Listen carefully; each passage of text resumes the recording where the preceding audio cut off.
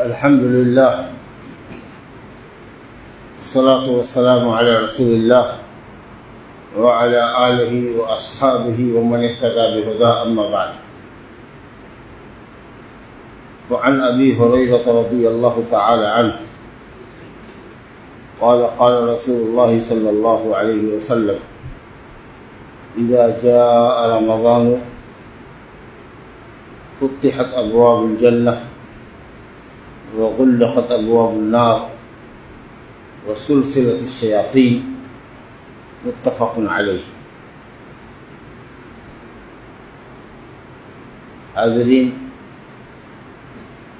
آپ کے سامنے ابھی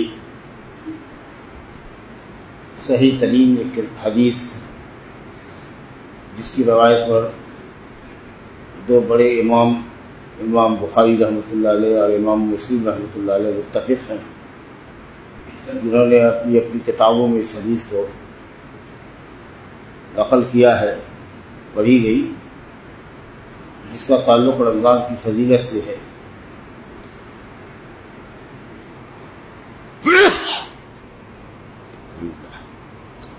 رمضان کی اپنی فضیلت ہے اور روزوں کی بھی اپنی الگ فضیلت ہے.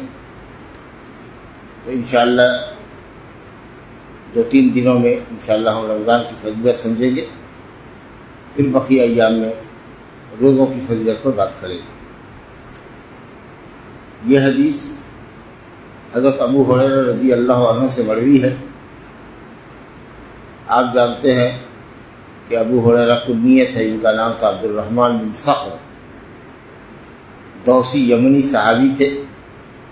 خیبر کے سال مسلمان ہوئے اور محض 3 سالوں میں نبی صلی اللہ علیہ وسلم کی صحبت اور رفاقت اتنی زیادہ ان کو حاصل رہی کہ تمام قدیم الاسلام صحابہ کی روایتوں کے مقابلے میں ان کی بیان کردہ حدیثیں نبی صلی اللہ علیہ وسلم سے کئی گنا بڑھ کے، اس لیے ان کو حفاظ حدیث بھی کہتے ہیں.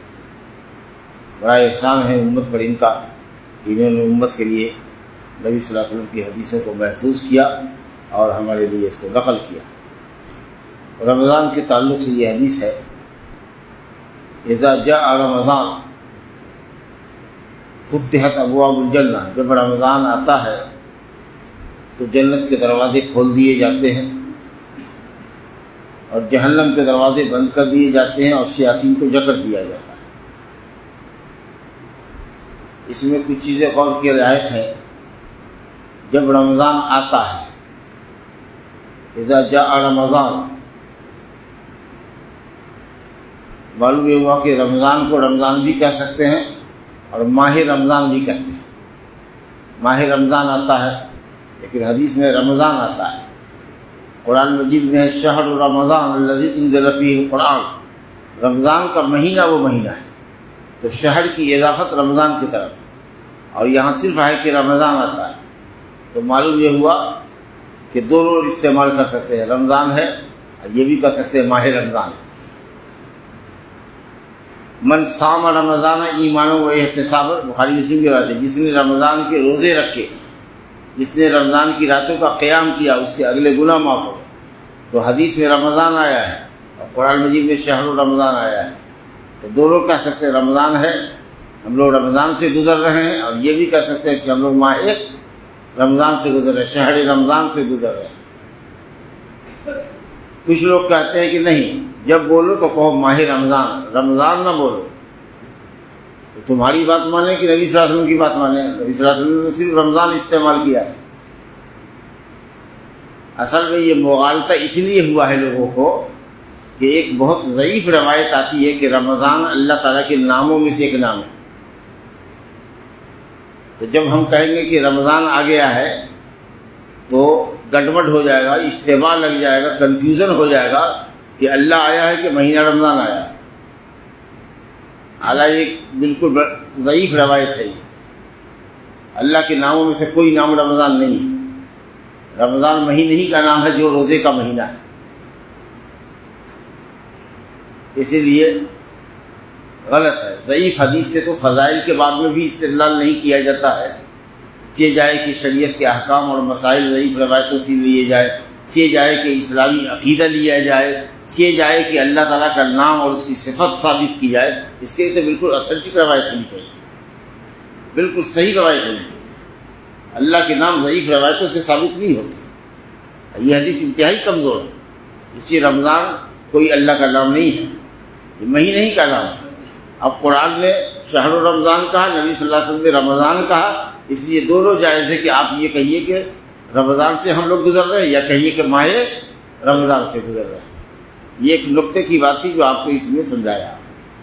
اس کے بعد اللہ رب العالمین کا انعام اور احسان دیکھیے کہ جب یہ مہینہ آتا ہے تو اس مہینے کی تکریم میں اللہ رب العالمین اس مہینے کی فضیلت کو بیان کرتے ہوئے کہتا ہے کہ تکریم میں اللہ رب العالمین جنت کے دروازوں کو کھول دیتا ہے، کیونکہ اللہ تعالیٰ کے نیک بندے اس مہینے میں کثرت سے طاعت بندگی کے اعمال کرتے ہیں، روزے ادا کرتے ہیں، نفل نمازیں پڑھتے ہیں، صدقات و خیرات کرتے ہیں، اور قرآن کی تلاوت کرتے ہیں، ہر طرف نیکی کا بول بالا ہوتا ہے۔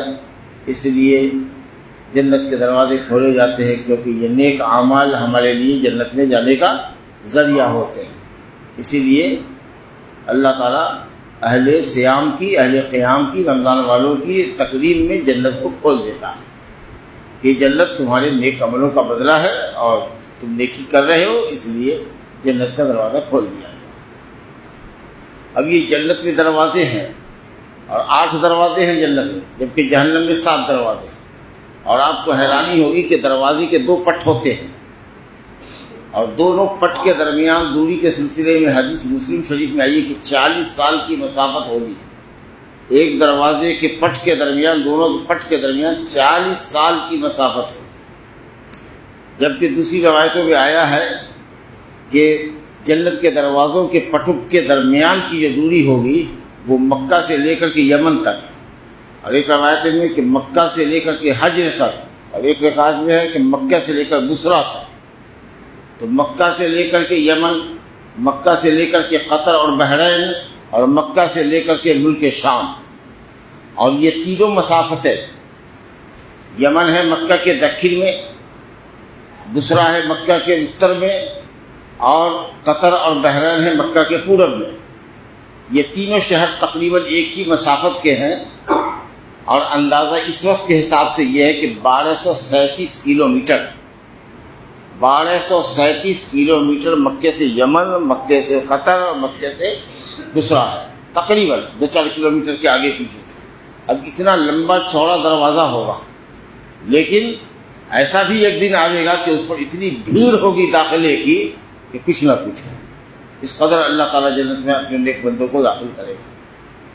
تو یہ مسافت ہے، اور 40 سال کی جو آئی ہے، ظاہر ہے کہ 40 سال کی مسافت تو اور بڑی لمبی ہوگی اس سے۔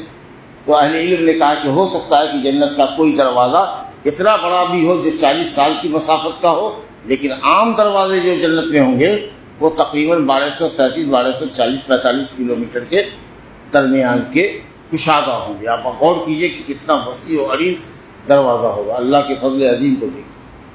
اس کے بعد فرمایا گیا وغلقت ابواب النار، جہنم کے دروازے بند کر دیے جاتے ہیں، کیونکہ معصیت اور گناہ کا کام اس مہینے میں کم ہوتا ہے، وہ گناہ جو انسان کے جہنم میں جانے کا ذریعہ ہے۔ اور فرمایا آخری جملہ ہے وسلسلۃ الشیاطین، شیاطین جکڑ دیے جاتے ہیں، قید کر دیے جاتے ہیں، تاکہ وہ اللہ کے بندوں پر فتح نہ پا سکے، غلبہ نہ پا سکے، اور ان کو برائی کی طرف آمادہ نہ کر سکے۔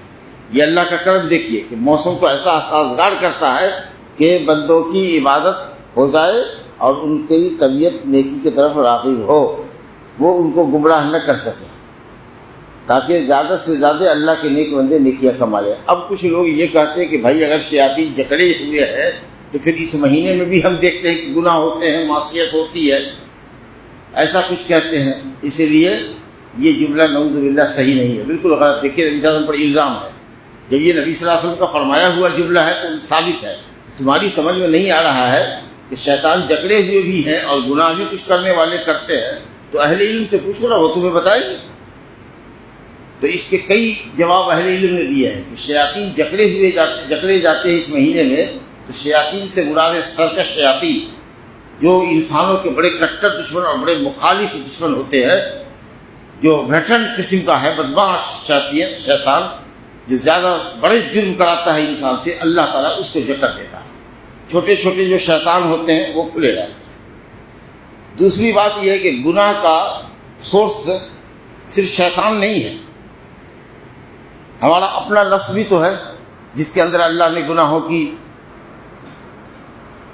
خواہش رکھی ہے، گناہوں کو مزین کر دیا ہے۔ ان النفس لامارۃ بالسوء، انسان کے پاس ایک نفس ہے جو اس کو برائی کی طرف آمادہ کرتا ہے۔ انسان کے اندر اللہ نے خواہشات رکھی ہے، وہ خواہشات جو بری خواہشات ہے وہ انسان کو برائی کی طرف مائل کرتی ہے۔ اور یہ کیوں بھول جاتے ہیں کہ انسانوں میں بھی کچھ شیطان صفت لوگ ہوتے ہیں، ہمارے دوست لوگ ہوتے ہیں جو راستے سے بھٹکے ہوئے ہوتے ہیں، گمراہ ہوتے ہیں، وہ اپنے بعض اچھے دوستوں کو بھی غلط راستے پر لے جاتے ہیں۔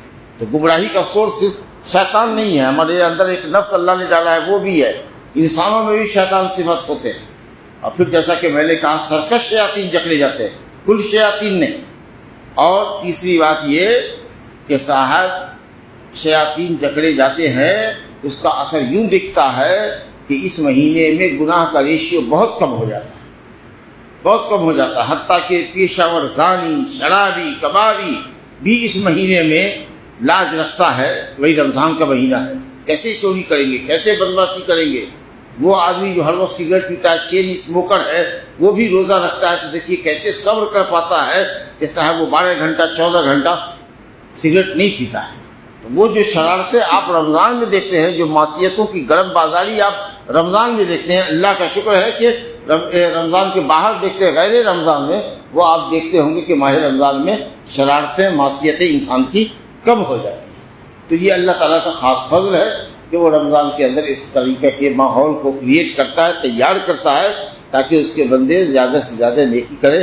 اب اگر اس کے بعد بھی کوئی یہ کہے کہ صاحب ہم رمضان میں عبادت نہیں کر سکے، تو یقیناً وہ شخص بڑا بدنصیب ہے جو اتنی سب کچھ ہونے کے باوجود، اللہ تعالیٰ کی طرف سے عبادت کا موقع فراہم کیے جانے کے باوجود، شیاطین کو جکڑ دیے جانے کے باوجود، اور ایک نیکی کا موسم تیار کرنے کے باوجود بھی آدمی گناہ میں ملوث رہے اور بھلائیوں سے محروم رہے، تو اس سے بڑی بدقسمتی اور کچھ نہیں ہو سکتی۔